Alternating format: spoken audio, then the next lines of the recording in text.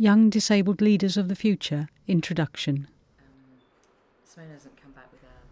In early 2009, the Alliance for Inclusive Education talked to young disabled people and disabled people's organisations about the formal and informal ways that DPOs include young disabled people.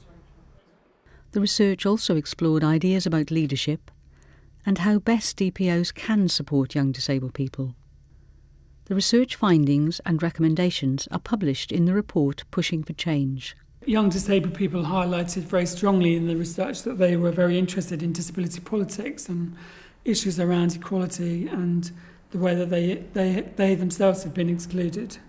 They were keen in general to be part of something that was able to help them and support them to challenge that discrimination and those inequalities.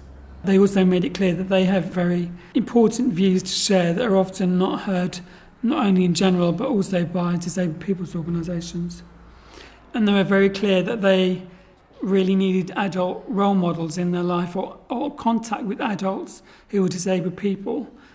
And it may not be that a disabled adult is there in any formal role, but just being around in somebody's life made quite a huge impact on the way that disabled young people viewed themselves and how they engage with the world. That was a very, very important point. I think the research really highlighted some of the disconnections between disabled people's organisations and young disabled people, but it really highlighted a willingness on both parts to come together and to work together if ways could be found to make that happen. One of the successes of the report, and from the feedback that we've had from disabled people's organisations, is that people have been using the report and the findings of the report to go to local funders, their local authority, to actually engage with them around the issues that affect young disabled people and to try and start new partnerships and finding resources that will enable local authorities and other public bodies to work to see disabled people's organisations as not just organisations for older people, but organisations for everybody.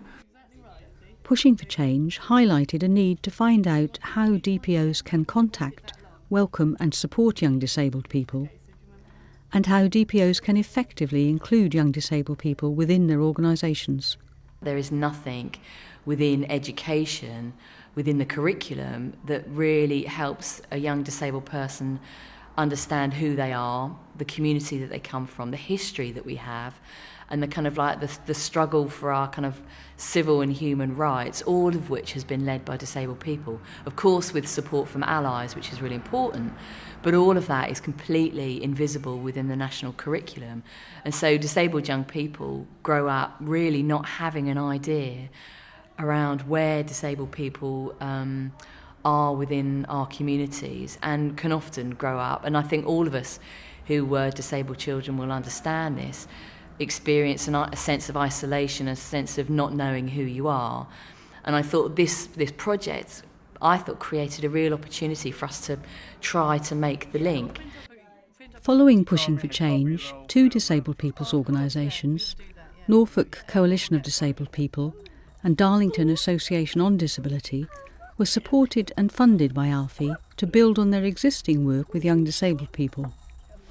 And a third, Disability Equality Northwest, was funded to make links with young disabled people in institutions such as special schools and colleges.